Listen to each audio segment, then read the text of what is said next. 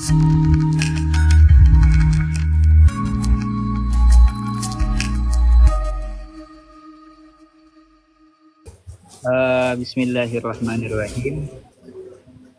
Pada malam hari ini kita sudah sampai pada nazam wal mustahilu biddu kulli wajibi fahfad li khamsina bihukmin wajibi.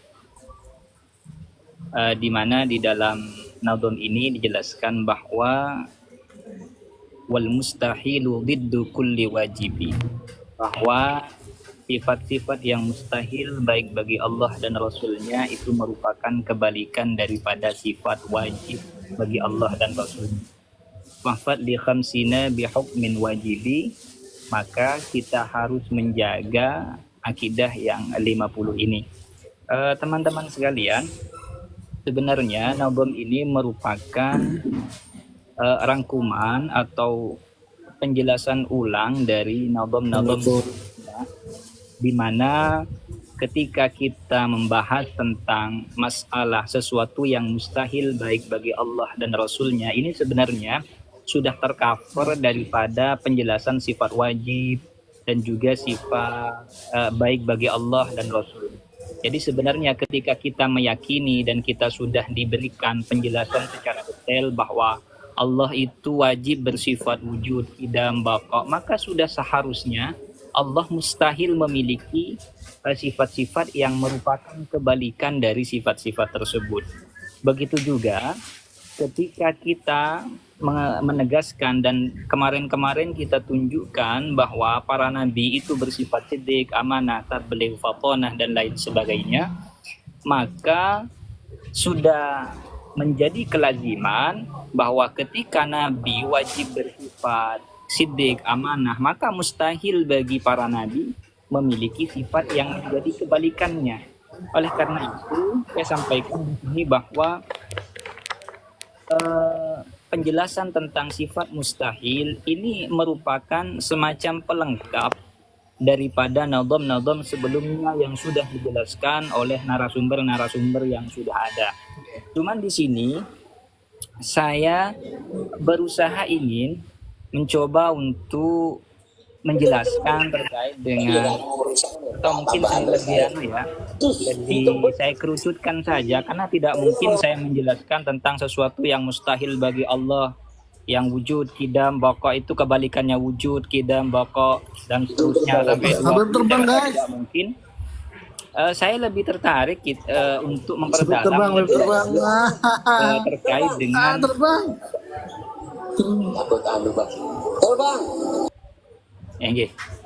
saya lebih tertarik untuk memperdalam terkait dengan hal-hal atau yang mustahil bagi para rasul, karena memang pelajaran ini mungkin sudah artinya baru-baru dibahas beberapa hari yang lalu, agar kita tidak mungkin kan ya untuk menjelaskan tentang kebalikan daripada sifat wujud, sifat qidam sampai yang 20 itu lalu kemudian kembali kepada para rasul yang 4. Nah, saya akan mencoba untuk menggali lebih dalam terkait dengan sesuatu yang mustahil bagi para rasul. Saya urut satu-satu.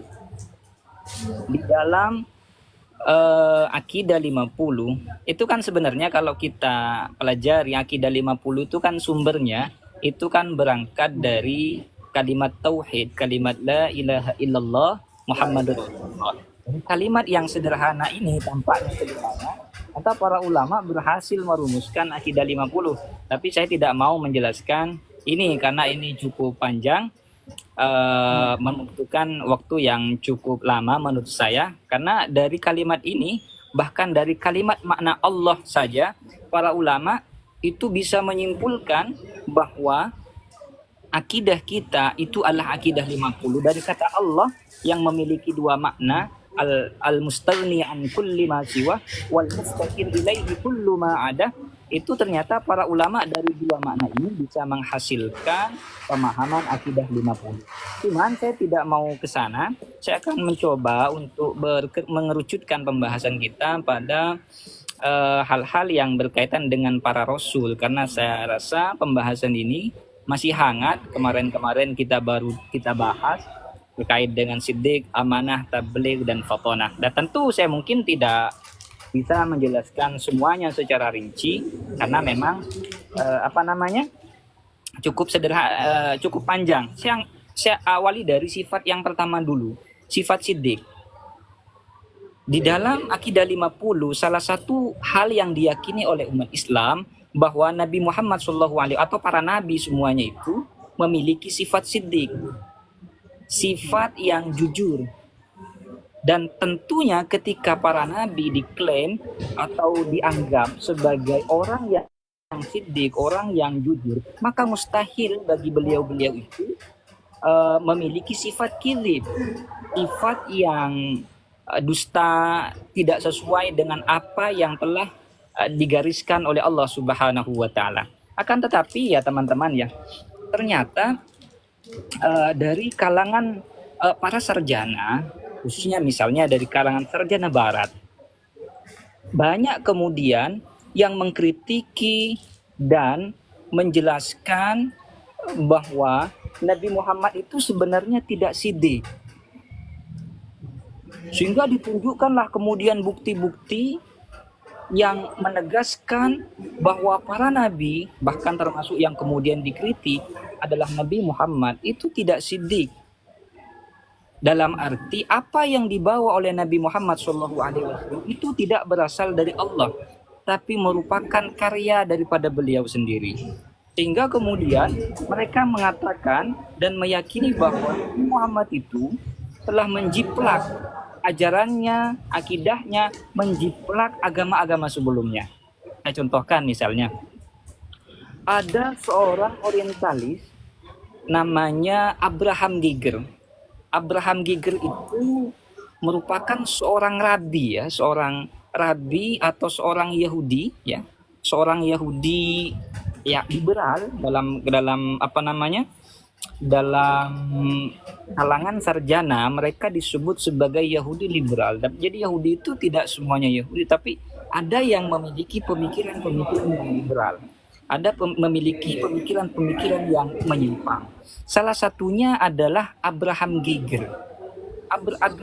Abraham Giger ini adalah sosok orientalis yang kajiannya skeptis terhadap agama Islam, bahkan menuduh dan menuding bahwa apa yang dibawa oleh Nabi Muhammad, yakni Al-Quran, merupakan replika atau repetisi, nyontek terhadap agama-agama terdahulu.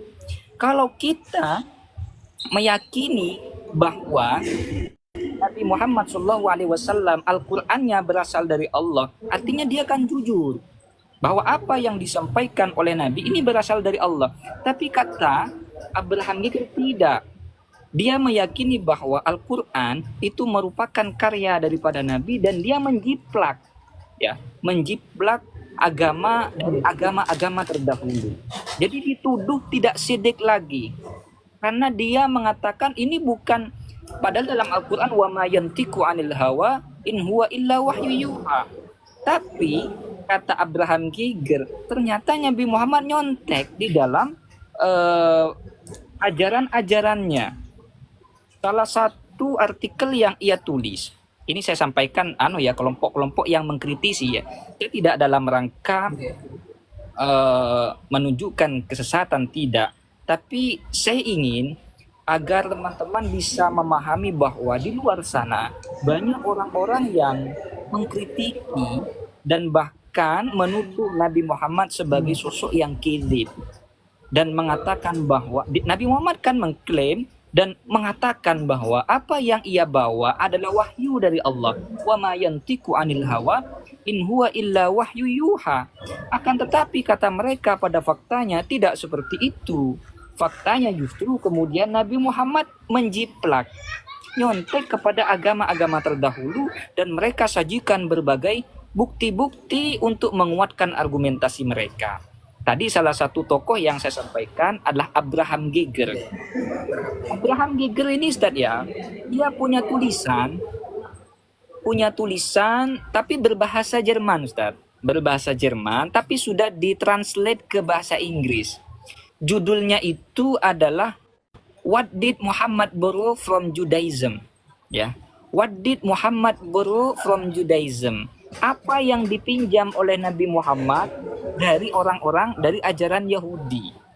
Jadi mereka menuduh bahwa ajaran kita yang dibawa oleh Nabi Muhammad itu merupakan ajaran yang menjiplak, ajaran yang nyontek dari agama-agama lain. Dalam arti kata, mereka mengklaim bahwa Nabi Muhammad telah berdusta dan mereka katanya katanya apa yang disampaikan berasal dari Tuhan. Wa ma yantiqu 'anil hawa. Tapi mengapa justru apa yang dibawa oleh Nabi ada indikasi-indikasi duplikasi ya, indikasi-indikasi menjiplak agama lain. Makanya dia menulis sebuah esai. Sebenarnya esai ini ditulis untuk memenangkan suatu kompetisi untuk masuk ke Universitas Bonn ya, agar bisa masuk ke sana di tahun 1833 atau kisaran itu 1830-an. Abraham Giger dia menulis esai yang namanya What did Muhammad borrow from Judaism. Dari artikel ini, dari esai ini kemudian ia menjadikan pembahasannya lebih lebar sampai dijadikan buku. Kalau boleh saya spill bukunya, namanya Judaism and Islam ya, Judaism and Islam. Dari buku ini dia ingin menampakkan, membuktikan bahwa ternyata apa yang dibawa oleh Nabi Muhammad ini dalam konteks Nabi Muhammad ya. Karena memang sifat yang berapa tadi itu yang siddiq, amanah, tabligh bukan hanya Nabi Muhammad tapi semua nabi. Tapi dalam konteks ini saya menjelaskan Nabi Muhammad. Dia mengklaim bahwa apa yang dibawa Nabi Muhammad itu banyak imitasi dari agama-agama lain. Saya contohkan misalnya, dia mengatakan apa saja yang di kalau bahasa apa namanya? Kalau bahasa kasarnya itu nyontek, tapi ini kan bahasanya orang-orang yang tidak berpendidikan sebenarnya. Dia mengatakan buruk, meminjam, mengimitasi. Itu menunjukkan ada beberapa bukti yang menunjukkan bahwa Nabi Muhammad itu telah mengimitasi atau menyontek dari agama lain di dalam ajarannya. Salah satunya masalah kosakata.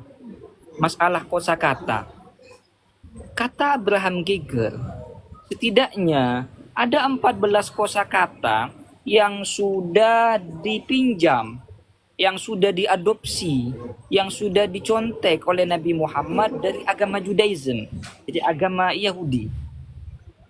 Ini saya ngomong agama ini khawatir khawatir khawatir kena peringatan, mungkin kasih aja ya, kasih kode ya, bukan agama itu.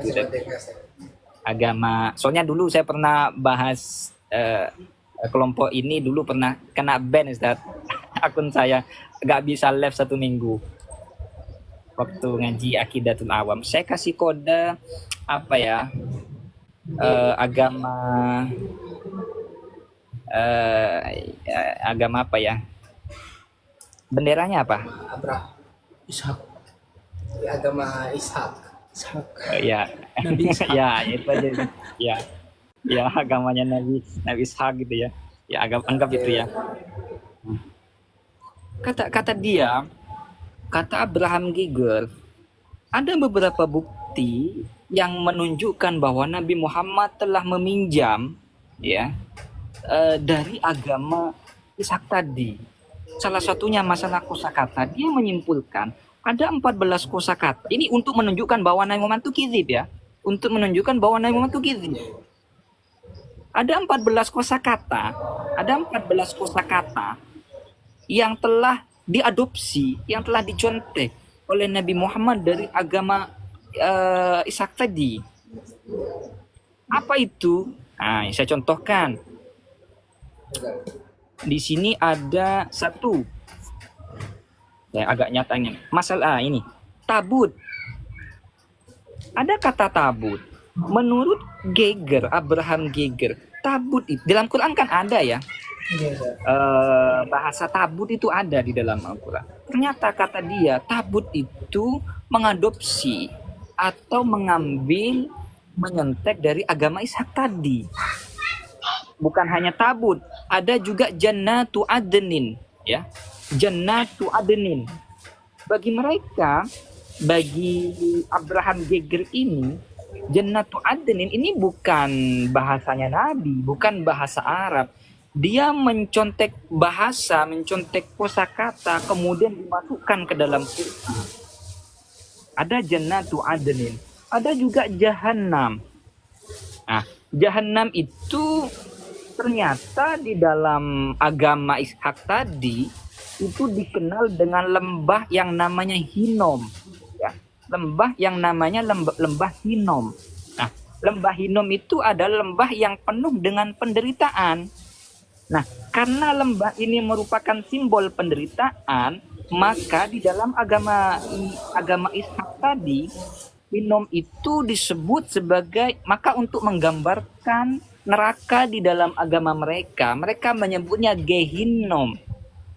Ya, Gehinnom. Nah, ternyata Gehinnom ini juga diadopsi oleh Nabi menjadi Jahannam.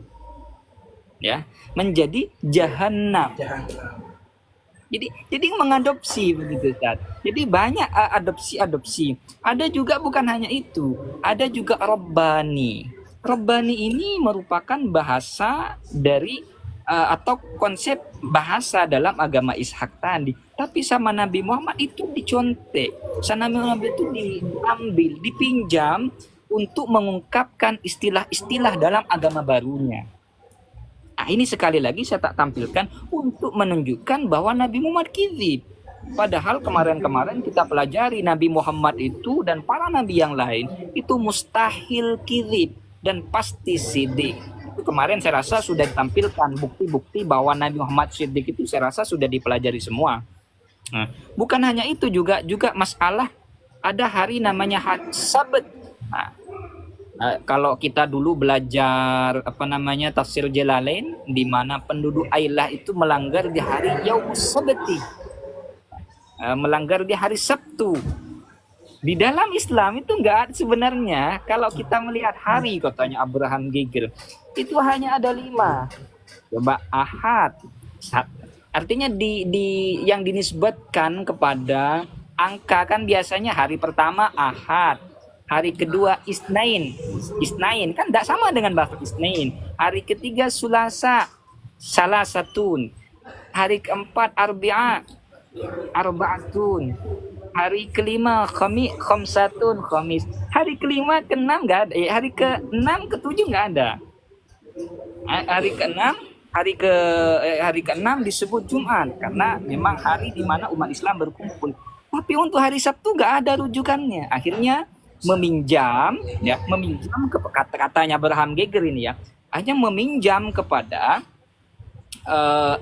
tradisi agama Ishak tadi, yakni Yaumus Sabti, diminjam, katanya begitu, Ustaz. Nah, itu yang disampaikan oleh siapa namanya? Abraham Geger. Sebentar, saya izin minum dulu, Ustaz, nggih.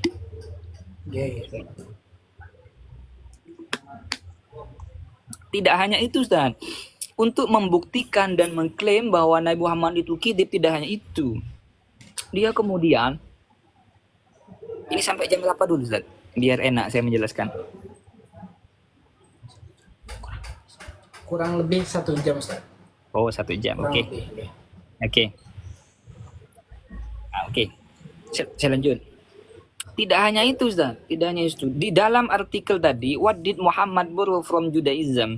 Dia kemudian juga menunjukkan bahwa Nabi Muhammad nyontek itu dari segi masalah doktrin keagamaan. Itu banyak yang kata mereka, dia itu menyontek, meniru agama Yahudi, agama Ishak tadi. Satu, apa yang dicontek? Tentang masalah penciptaan langit dan bumi. Di dalam agama Ishak tadi, agama Ishak tadi, itu ada konsep bahwa langit dan bumi itu diciptakan atau langit dan bumi itu diciptakan sampai 7 lapis, ya. Sampai 7 lapis itu ada di dalam tradisi agama Ishak tadi. Termasuk juga bumi. Ada. Ternyata di dalam Al-Quran itu juga ada. Sab'a samawat. 7 langit. Ya. Sab'a samawat. 7 langit. Ada nyontek juga. Termasuk juga masalah 2 konsep surga, Ustaz. Konsep surga. Konsep surga. Doktrin masalah surga di dalam tradisi agama Ishak tadi, di dalam agama mereka, surga itu ada 7 tingkat. Ternyata di dalam Islam itu juga kemudian menyentek juga. Katanya Abraham Giger. Oh, ini katanya dari Tuhan. Tapi kok Nabi Muhammad nyontek? Akhirnya ada 7, bahkan sampai dulu di daerah L itu dijadikan sebagai nama daerah. Dulu di asrama saya di L1 Darussalam, nama surga. Ada Al-Firdaus, ada itu nama-nama surga semua. Itu kata mereka, kata Abraham Giger, merupakan hasil imitasi, hasil menyontek daripada agama Judaism. Termasuk juga masalah kepercayaan terhadap pembalasan di hari akhir. Jadi Yaumul Ba'si, hari pembalasan. Itu juga kata Abraham juga hasil nyontek ya. Hasil hasil imitasi dari agama ya Ishak tadi. Kenapa? Karena di dalam kitab mereka, misalnya dalam Isaia vol 14 disebutkan bahwa ada para penjaga neraka itu bilang begini, berikan kami makanan agar kami merasa puas. Ternyata di Quran itu ada yauma naqulu li jahannama halim talati wa taqulu hal mim mazid. Halim talati, apakah kamu sudah kenyang? Hal mim mazid. Wa taqulu, dan dia menjawab hal mim mazid, apakah ada lagi? Nyata konsep ini ada di dalam tradisi agama Ishak tadi. Ini sekali lagi ingin menunjukkan dan mengklaim bahwa Nabi Muhammad kizib. Itu di dalam aspek doktrin, Ustaz. Ada juga yang menurut mereka doktrin Nabi Muhammad telah menjiplak dan lain sebagainya juga dalam konteks aturan dan moral. Aturan dan moral. Contohnya aturan, masalah hukum, aturan hukum ya, masalah fikih. Itu sebagian ada yang menurut Abraham Giger merupakan hasil daripada nyontek atau melihat pada agama lain. Contohnya, konsep dalam sholat khauf. Dalam Islam itu ada ajaran sholat khauf. Tadi saya ngajar tafsir, itu ada ayat wa in khiftum, ada bunyi farijalan aw rukbana. Jika kalian merasa takut, baik itu karena musuh atau karena sabwa, hewan buas, atau karena sail banjir, farijalan, maka kalian boleh sholat farijalan, sambil jalan, aw rukbanan, atau sambil berkendara.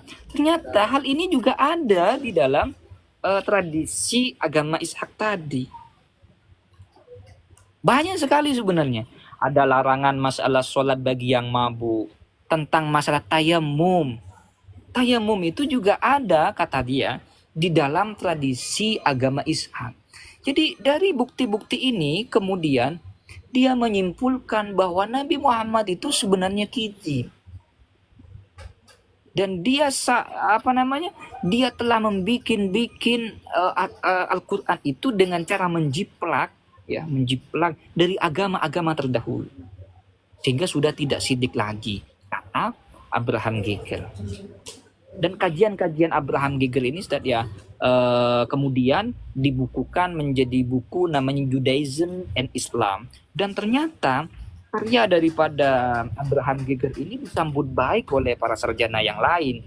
Banyak ya, disambut baik oleh banyak sarjana-sarjana orientalis yang lain, misalnya Theodor Nolde. Ada juga bahkan yang cukup familiar, ada namanya Christoph Luxemburg. Dia itu seorang pendeta. Dia itu bikin buku namanya, kalau bahasanya itu, ini bukunya The Syrio-Aramic Reading of the Quran. Dia ingin membuktikan bahwa sebenarnya bahasa tulis bahwa Al-Quran ini sebenarnya tidak asli, Ustaz. Buktinya kata dia dalam sejarah, dalam kaitannya dengan sejarah, bahasa tulis pada pada waktu saat Nabi itu hidup itu bukan bahasa Arab, Ustaz, tapi bahasa Aramaik, bahasa Syriak Aramaik, bahasa Syriak tapi dialeknya dialek Aramaik.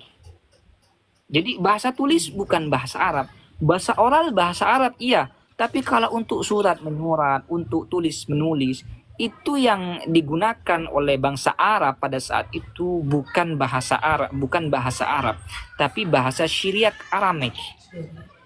Sehingga kemudian dia menunjukkan bahwa para sarjana, baik para ulama Muslim, itu banyak yang keliru di dalam memahami konsep-konsep kunci di dalam agama Islam. Contoh, kata Quran di dalam agama kata Quran di dalam agama Islam itu kan sering mustaq dari makna qara'a, membaca. Qara'a, membaca. Bagi mereka, bagi Christoph Luxenberg ini, Quran itu bukan dari kata qara'a yang berarti membaca. Para mufassir itu salah katanya. Yang benar itu dari kata kiryana. Kenapa dari kata karena Quran itu berkata dia bukan bahasa Arab tapi bahasa Syriak Aramaik. Sedangkan yang pas kalau ditulis itu bukan Quran tapi kiryana. Kiryana itu dalam bahasa Syriak Aramaik itu berarti ajaran.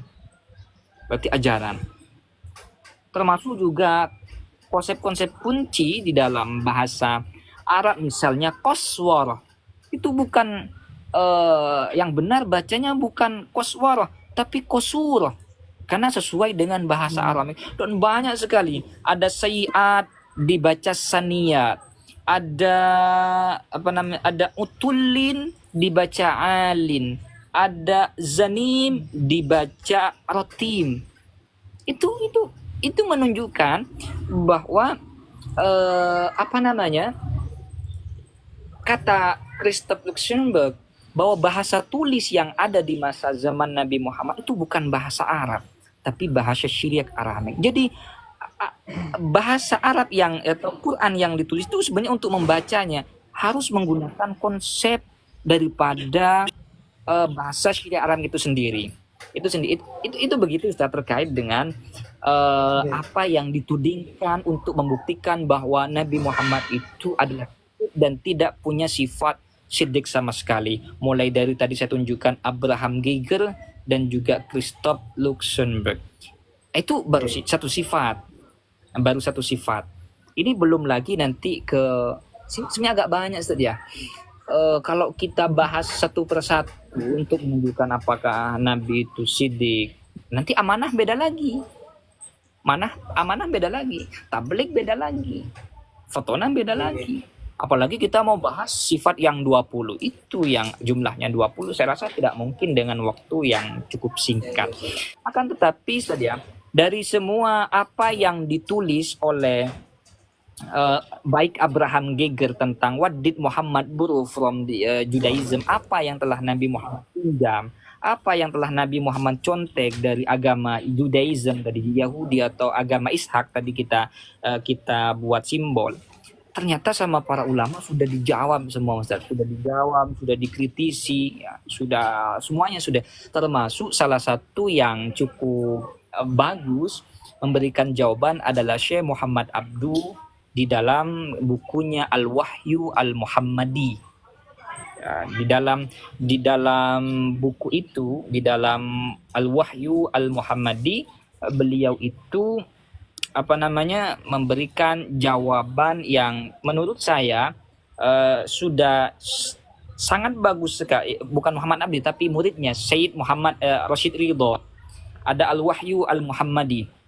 Di dalam buku itu ya memberikan jawaban yang cukup clear menurut saya untuk menjawab tudingan-tudingan dari Abraham Geiger terkait dengan apa yang dibawa oleh Nabi ini merupakan hasil imitasi, hasil nyontek daripada agama Yahudi dan agama Ishak tadi, agama Ishak.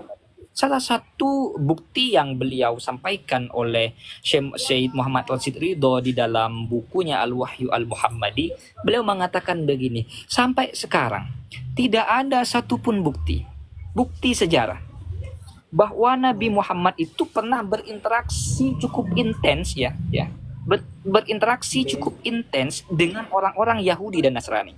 Nabi Muhammad itu bertemu dengan ke Syam itu hanya 2 kali. Yang pertama saat beliau masih kecil yang kemudian bertemu dengan rahib Buhairah itu.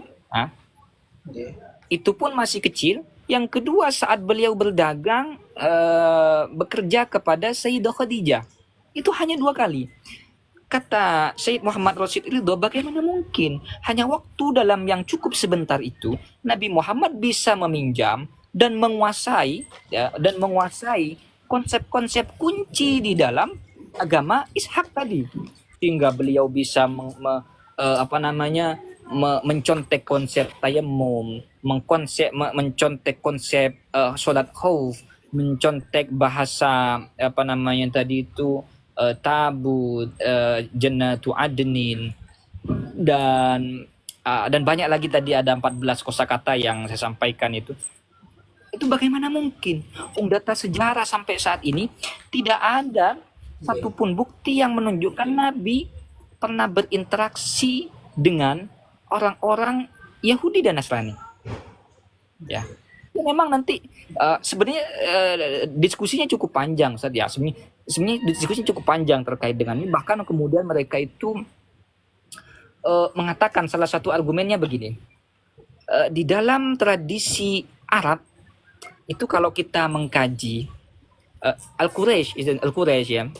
Li'ila fi Quraish ila fihim rihlata syita'i was-sayf falyabudu rabb hadzal. Jadi tradisi bangsa Arab itu biasa rihlah. Kalau musim adem, musim dingin ke Yaman, saya agak sering tertukar ya, ke Yaman. Kalau mohon maaf ya kalau ketukar ya. Kalau musim panas ke Syam. Nah, ada tradisi seperti itu. Ke Yaman, ke Syam, ke Yaman, ke Syam, ke Yaman, ke Syam.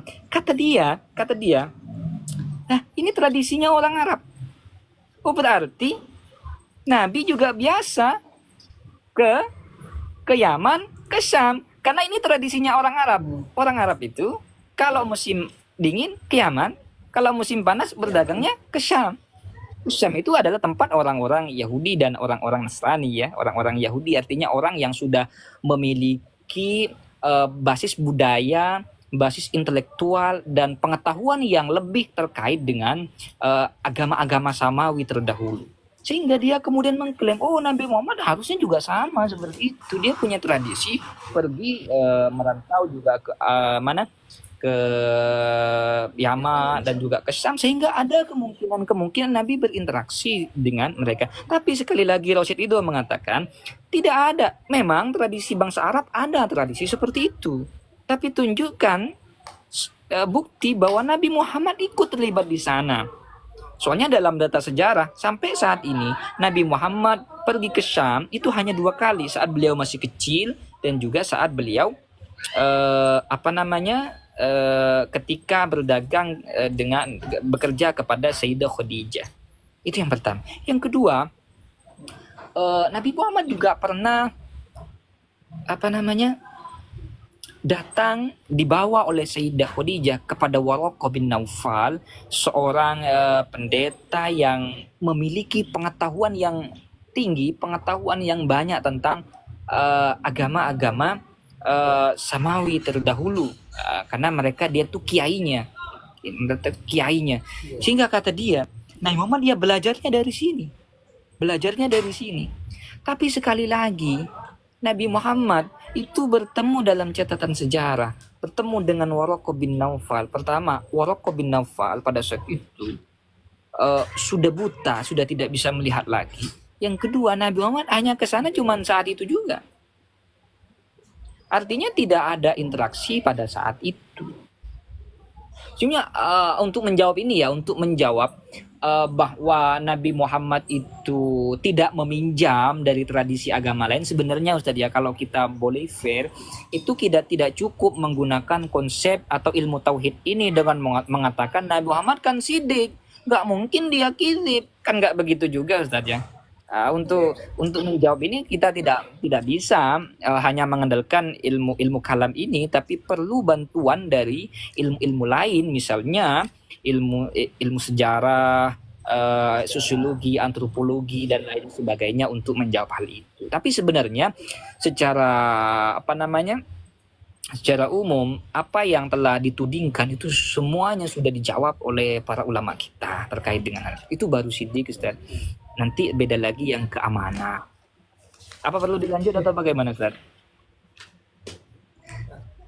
Ini baru satu Ustaz. Kalau lanjut amanah monggo. Enaknya panjenengan Ustaz. Enaknya saya. Kalau misalnya sudah mungkin capek, langsung kita ubah sesi pertanyaan. Ya, ini mungkin sedikit Ustaz untuk terkait amanah. Yang kedua, dalam tadi dikatakan bahwa Nabi Muhammad wajib punya sifat amanah. Berarti Nabi mustahil punya sifat khianah. Ya, mustahil berkhianat. Nah, ternyata Ustaz ya mungkin ini sudah dikaji pertemuan kemarin masalah ismatul anbiya, preservasi para nabi, tapi mungkin sedikit saya singgung lah ya. Karena memang ini berkait ya, karena memang saya katakan tadi wal mustahilu diddu kulli wajibi fafat li khamsina bi hukmin wajibi. Ini ada kaitannya, bahkan hanya ya merupakan penjelasan ulang dari materi-materi sebelumnya. Cuma saya sampaikan amanah. Nah, tadi dalam agama Islam para nabi disampaikan diyakini sebagai sosok yang amanah. Ketika dia diyakini sebagai sosok yang amanah, maka mustahil beliau-beliau itu, para nabi itu berkhianat. Nah, salah satu sifat yang merusak keamanahan seseorang adalah ketika dirinya memiliki sifat-sifat yang cacat. Artinya dia melakukan tindakan-tindakan yang buruk. Ya. Memiliki istilahnya itu melakukan kayak dosa besar, dosa kecil, itu termasuk perbuatan-perbuatan yang merusak amanah tadi, merusak keadilan, sehingga orang itu tidak layak disebut sebagai orang yang amanah. Akan tetapi Ustaz ya, di dalam tradisi tafsir itu banyak ada konsep ad-dakhil wal asil, al-asil wad dakhil. Ada konsep al-asil, ada ad-dakhil. Ad-dakhil itu infiltrasi. Infiltrasi. Infiltrasi? Ya, bahasanya infiltrasi. Ad-dakhil itu susupan yang masuk di dalam tafsir-tafsir yang ditulis oleh para ulama. Namanya ad-dakhil. Salah satu bagian dari ad-dakhil itu adalah Israiliyah. Di dalam Israiliyat itu ternyata berkaitan dengan para nabi. Itu ya mungkin sudah disinggung kemarin-kemarin, banyak hal-hal yang merusak preservasi, merusak kemaksuman para nabi. Bahkan ini saya dulu Ustaz ya, waktu aliyah kelas 1, saya itu kan ada di daerah A. Di daerah A itu nggak tahu ya, sekarang itu masih berlanjut apa tidak. Ya meskipun sekarang sudah pindah daerah T mungkin ya. Tapi dulu tradisi teman-teman tahfidz itu punya tradisi namanya halakoh. Biasanya teman-teman yang suka saja, ada beberapa. Itu namanya H2Q. Itu kalau disimpan dipanjangkan itu namanya halakoh tafsir hufat Al-Quran. Itu H2Q. Itu yang dikaji, salah satu objek kajiannya. Jadi tiap malam Selasa sama malam Kamis itu mengkaji tafsir ya. Mengkaji tafsir yang salah satu outputnya nih Zat, berhasil membukukan buku ini Zat, termasuk anggotanya saya. Ini dulu. Ini buku saya tidak promosi ya. Ini sudah nggak cetak lagi soalnya. Ini diterbitkan di Sidogiri Penerbit. Ini bukunya berjudul Kontroversi Kemaksuman Para Nabi. Saya ikut terlibat di sini dulu. Termasuk salah satu penulisnya. Penulisnya tuh banyak, tim ya. Ada saya, ada Pak Sudaisi mungkin sampean tahu dari Pamekasan. Ada mungkin yang sekarang ada Ustadz Zaki Gufron. Ustadz Zaki Gufron. Waktu itu saya termasuk yang junior. Saya masih kelas 1 aliyah, beliau sudah kelas 3 aliyah waktu nulis ini. Dan buku ini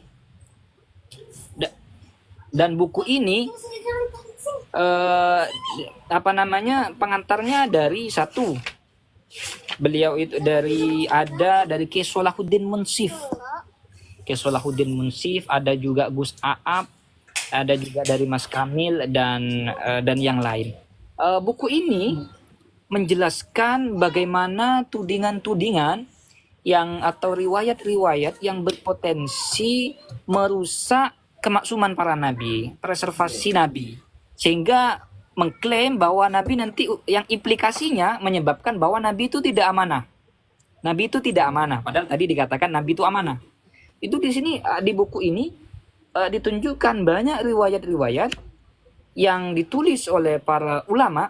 Nah, biasanya mufassir yang cukup banyak menyampaikan riwayat Israiliyat itu adalah Tafsir Al-Khazin. Tafsir Al-Khazin ini adalah termasuk salah satu jenis tafsir yang banyak meriwayatkan Israiliyat, termasuk dengan, makanya kalau sampai cari riwayat Israiliyat, carinya di Al-Khazin, jangan cari di Tafsir Ibnu Katsir. Kalau Ibnu Katsir itu lebih selektif terhadap riwayat-riwayat Israiliyat. Kalau Al-Khazin, kalau Al-Khazin banyak. Kenapa? Salah satu analisanya, Al-Khazin itu adalah profesinya sebagai khotib, Ustaz, sebagai penceramah. Penceramah itu kalau nyampaikan materi, kalau gak ada ceritanya, itu kan gak seru, Ustaz ya. Kalau penceramah kalau menyampaikan cerita itu kalau nggak ada ceritanya kan nggak seru. Makanya berikut juga ternyata kebiasaan seperti ini terbawa juga saat menafsirkan Quran. Jadi kalau menyampaikan nggak ada ceritanya nggak seru. Makanya disampaikan cerita-cerita Israiliyat itu untuk sebagai penyedap di dalam buku-buku yang dalam tafsir yang ia tulis. Di dalam tafsir-tafsir beredar itu banyak sekali riwayat-riwayat yang merusak preservasi Nabi. Mulai dari ceritanya Nabi Adam, mulai dari ceritanya sampai Nabi Ibrahim yang dituduh kufur, pernah kufur, atau juga Nabi Daud yang dianggap merebut istri orang dengan cara yang licik. Itu kan ada di dalam riwayat Israiliyat. Bahkan yang cukup vulgar juga adalah tentang masalah Nabi Yusuf yang sampai buka celana, Ustaz ya, sampai buka celana dalam riwayat Israiliyat itu, sampai buka celana. Bahkan gara-gara itu salah satu sekte dalam Islam itu sampai ada yang tidak mau mengakui surat Yusuf termasuk bagian daripada Al-Quran. Adalah orang-orang Khawarij. Itu dulu masuk ujian saat di tafsir hadis, makanya saya ingat. Itu sekte Khawarij itu sampai tidak mau mengakui surat Yusuf sebagai bagian daripada Al-Quran. Kenapa? Karena mengandung nilai-nilai erotis yang cukup luar biasa, sampai buka seperti itu. Itu bukan bagian dari Quran, katanya. Termasuk juga yang cukup kena itu adalah Nabi Muhammad ya. Nabi Muhammad terkait dengan ayat-ayat setan. Tilkal goroni kulula. Itu dikaji di dalam buku ini. Saya tidak mau jelaskan satu-satu karena ini agak tebal Ustaz ya. Bisa dibaca sendiri. Dalam buku ini disampaikan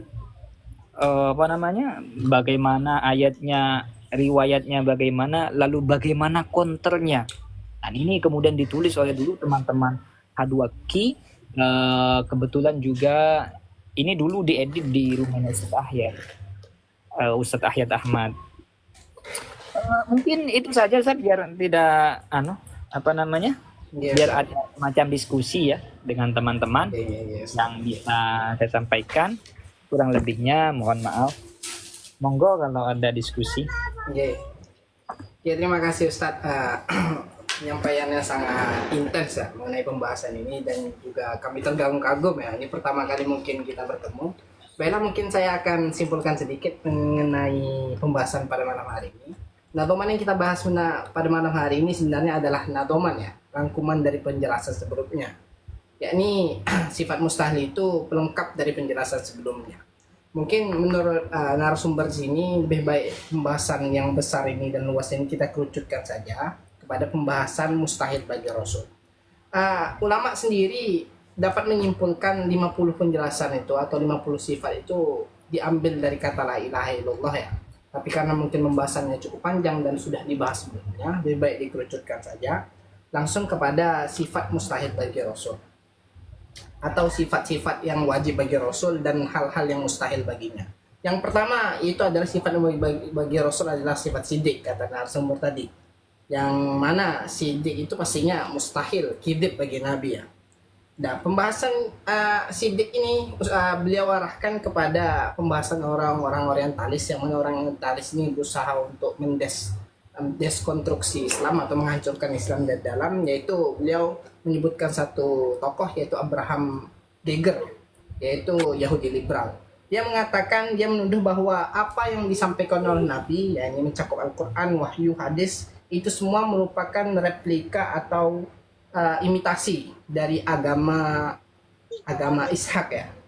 Dan beliau juga menulis esai, yang mana esainya ini digunakan untuk registrasi di suatu perguruan tinggi mungkin, atau seperti apakah itu, yang berjudul What Did Muhammad Borrow from the Judaism. Kemudian itu dikembangkan oleh Abraham Geiger tadi menjadi sebuah buku yang berjudul Judaism and Islam. Dia mengklaim bahwa apa yang Nabi bawa itu semuanya mencotek, dengan artian argumennya ini didasari bahwasannya apa yang Nabi lakukan semuanya tentang agama Islam dan penjelasan Nabi itu semua imitasi dan menyotek kepada agama Ishak tadi. Ada beberapa pembahasan yang dijelaskan Ustadz ya. Masalah yang pertama itu argumennya yang ya cukup argumentatif ya. Abraham Geiger ini pertama mengenai masalah kosakata, ada 14 kosakata tapi tidak kita sebutkan semua. Yang pertama masalah tabut, yang mana kita mengetahui banyak ya ada memang kata tabut di Al-Quran, yang mana Abraham Geiger mengatakan Nabi Muhammad mengadopsi ini dari agama Ishak.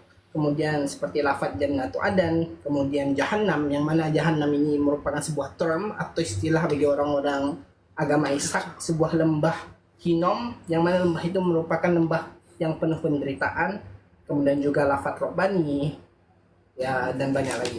Kemudian lagi yang dijadikan sebuah argumen oleh Abraham Geiger itu merupakan masalah doktrin keagamaan, yang mana Nabi Muhammad beliau menuduh bahwasannya ada beberapa doktrin keagamaan yang Islam ini yang betul-betul imitasi kepada agama Ishak tadi, yang disebutkan oleh narasumber pertama tadi masalah penciptaan langit dan bumi, kemudian konsep surga, kepercayaan bahwasannya adanya hari akhir, yang mana konsep ini juga ada di Islam dan juga ada di agama Nabi Ishak. Kemudian yang ketiga itu merupakan aturan dan moral ya. Aturan dan moral ini juga ada konsepnya di agama Ishak dan juga ada di Islam. Tapi Abraham Geiger dengan tanpa berpikir panjang langsung menuduh Nabi Muhammad, mengatakan bahwasannya ya itu imitasi semuanya.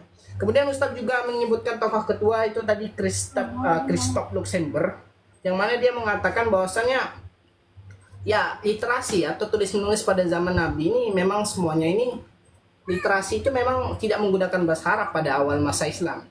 Tapi memang walaupun secara oral orang berbicara dengan menggunakan bahasa Arab, tapi secara literatur tulis menulis ini orang tidak menggunakan bahasa Arab, tapi lebih tepatnya kata Christoph Luxemburg, tulisan pada zaman Nabi itu ditulis dengan menggunakan bahasa Syria dan rumpun Aramek ya. Tapi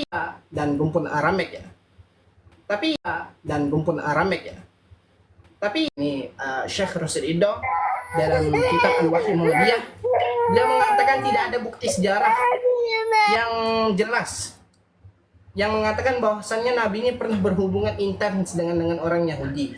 Dan makanya oleh sebab ini semua yang dikatakan oleh orang-orang yang Charles tadi sangat-sangat tidak mungkin. Kemudian sedikit mengenai sifat amanah, yaitu mustahil ya. Nabi pasti wajib amanah, dan secara tidak langsung yang menjadi relasi dari amanah tersebut, Nabi juga wajib, tidak pasti mustahil bagi Nabi khianat. Mungkin tidak banyak yang kami tangkap untuk dari amanat tadi. Dari sini mungkin inilah sedikit yang bisa kami rangkum dari penjelasan Ustadz. Untuk kita berpindah sesi pada sesi pertanyaan untuk para penonton, mungkin yang ingin menanyakan langsung pada narasumber, kami beritahu caranya dengan cara mengetikkan kata tanya di kolom komentar, maka kami akan langsung jawab pertanyaan Anda, langsung kami angkat dan langsung bisa menanyakan kepada narasumber, tapi dengan limit atau batasan hanya seputar tema yang kita bahas pada malam hari. Sekali lagi kepada para penonton yang ingin menanyakan langsung pada narasumber dengan cara menuliskan kata tanya di kolom komentar, maka kami akan langsung langsung kami angkat pertanyaan Anda dan langsung bisa menanyakan kepada narasumber. Maaf. Oke, kami berikan waktu kepada para penonton. Ada Abu Ahmad, mungkin sedang diproses oleh tim kami. Ya.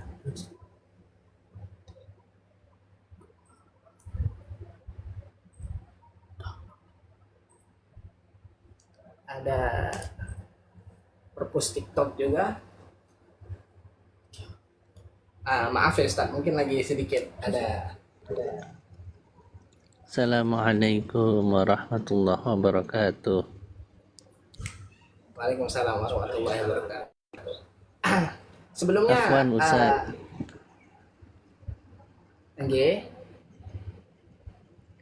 Afwan, izin bertanya Ustaz. Sebelumnya kami mau nanyakan dulu, apakah Anda sudah paham mengenai pembahasan kita pada malam hari ini? Sedikit paham, cuman ada beberapa yang belum paham sehingga saya menyebabkan untuk bertanya dalam hal ini Ustaz. Kalau saya paham, tidak mungkin saya bertanya. Gimana Ustaz Ajamil itu?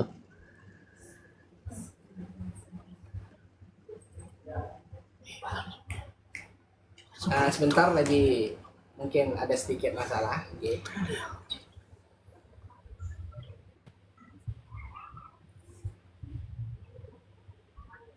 Mungkin langsung bisa ditanyakan kepada narasumber.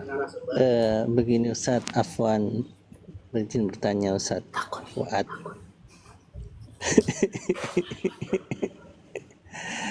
Esensi atau takrif daripada amanah sendiri itu apa Ustaz? Kalau boleh tahu Ustaz. Itu saja Ustaz. Syukron, Afwan. Terima kasih. Mungkin Ustaz langsung bisa tanggapi Ustaz. Definisi dari amanah itu sendiri apa sih?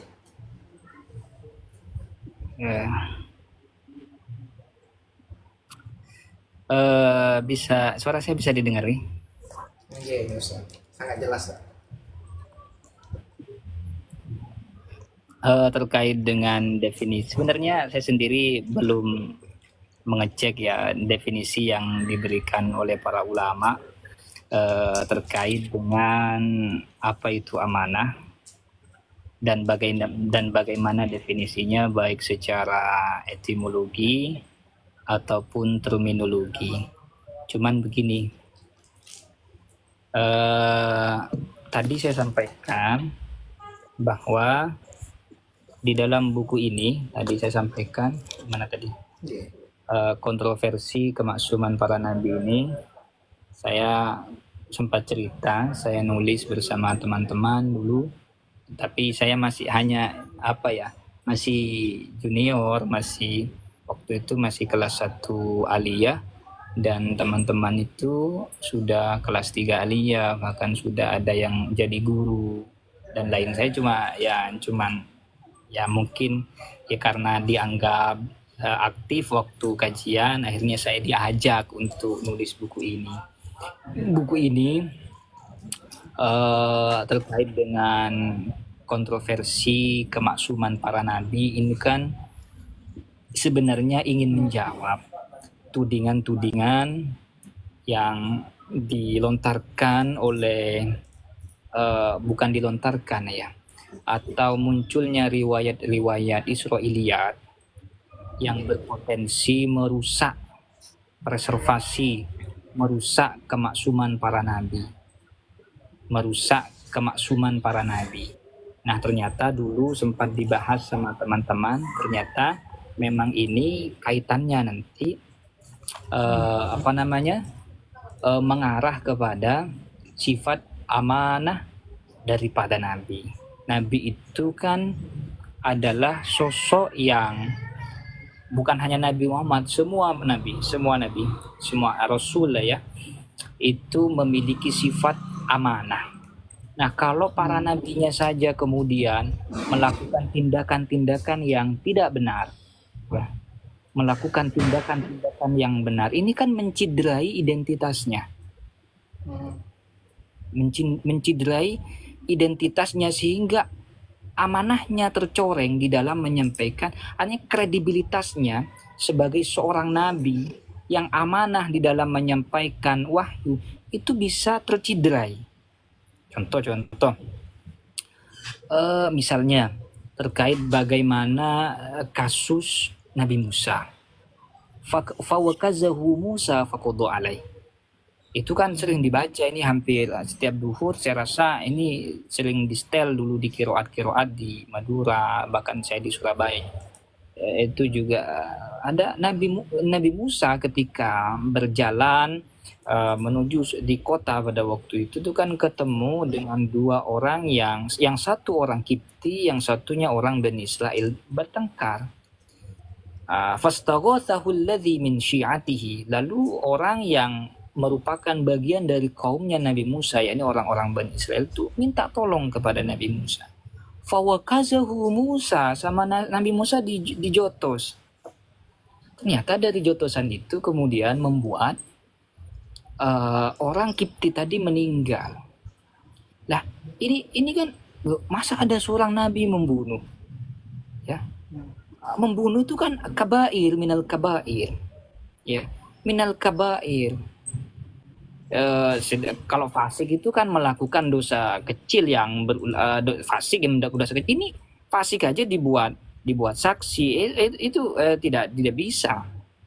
tidak bisa menyampaikan atau tidak apa artinya, kredibilitasnya terkurangi. Ini apalagi membunuh, ya, apalagi sampai menjotos sampai meninggal. Fawakazahu Musa. Ini gimana seorang nabi bisa sampai seperti itu? Akhirnya kemudian dijawab, dikonter para ulama. Saya rasa banyak untuk, bukan hanya itu, termasuk juga misalnya Nabi Daud yang kemudian sampai rela suka kepada istri prajuritnya namanya Uria, pada prajuritnya namanya Uria karena cantik, kemudian Nabi Daud tertarik, tapi dia terhalang untuk memiliki daripada perempuan itu.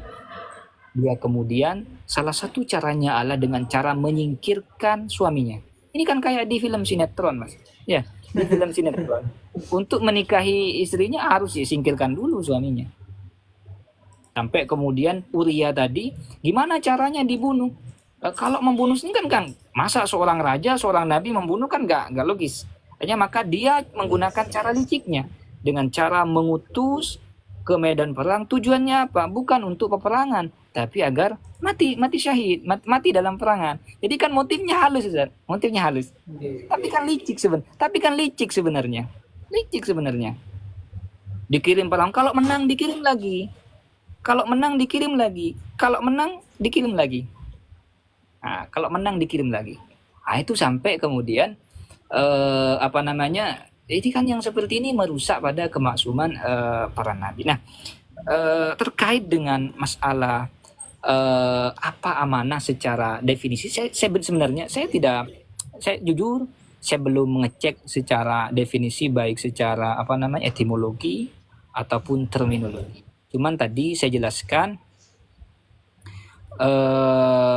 saya mengaitkan kemustahilan nabi itu khianat di dalam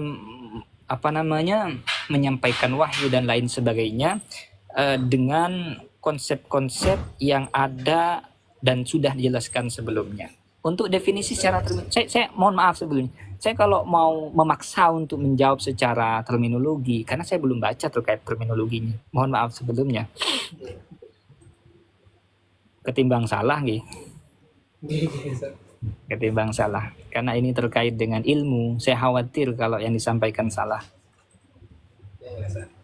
Sebenarnya Mungkin beliau cukup, Ustaz. atau bahasanya Nabi itu anta a'lamu minni gitu. As-sa'il gimana itu di hadis itu? As-sa'il a'lamu minal mas'ul. Ya, begitulah begitu. Beliau ini luar biasa.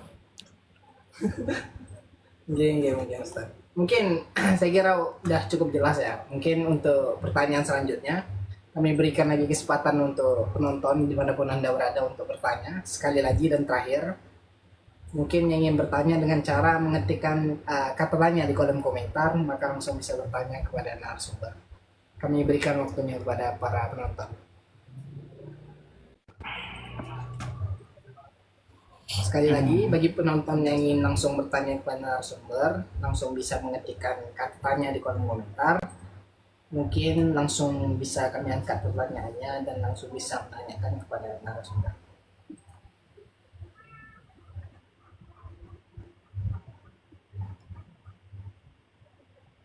Dengan cara mengetik kata tanya di kolom komentar, maka langsung kami angkat. Ya, mal mas'ul bi'alama minan ya betul nggih. Saya agak lupa. Ingatannya saya itu memang sudah agak error memang. Mal mas'ul bi'alam minas sa'il ya. Mungkin Ustaz, mungkin tidak ada yang mungkin mau bertanya lagi mungkin Ustaz. Ini untuk terakhir mungkin ada pesan-pesan Ustaz yang mau disampaikan kepada teman-teman penonton ini Ustaz, mungkin mengenai motivasi atau yang lainnya, mungkin pesan-pesan terakhir. Apa ya pesan-pesannya?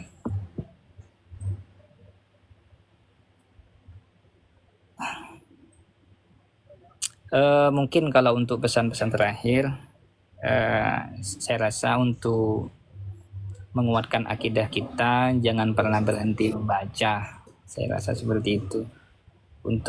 Karena bagaimanapun akidah kita perlu kita bentengi, perlu kita jaga. Dengan cara apa? Dengan cara banyak belajar, banyak istifadah, dan banyak membaca.